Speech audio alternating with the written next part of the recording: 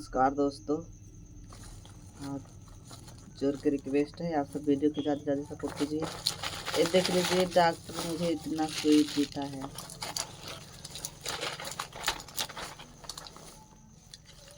इतना सुई एक टाइम लगता है। कितना है? चार चार दो यहाँ पे है कि मतलब 10 इंजेक्शन मुझे रोज लगता है।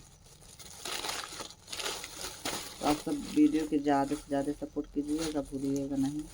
लाइक सब्सक्राइब कमेंट कीजिएगा। अभी और भी दिखाऊंगी दवा, और यहाँ पे है, देखिए ख़त्म हो गई है दवा, इसको लाने जाना है। डॉक्टर बोला है जब इंजेक्शन लगेगा, दवा खाओगी तो घाव जल्दी सूखेगा।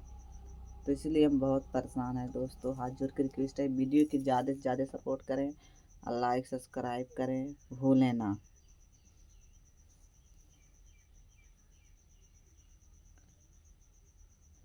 ठीक है दोस्तों, छोटा ब्लॉग वीडियो बना रही हूँ, ज़्यादा बड़ा नहीं बना रही हूँ।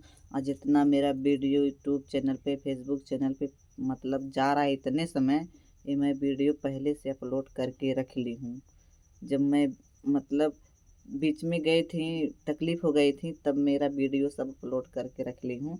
एक एक वीडियो रोज़ बनाती हूँ।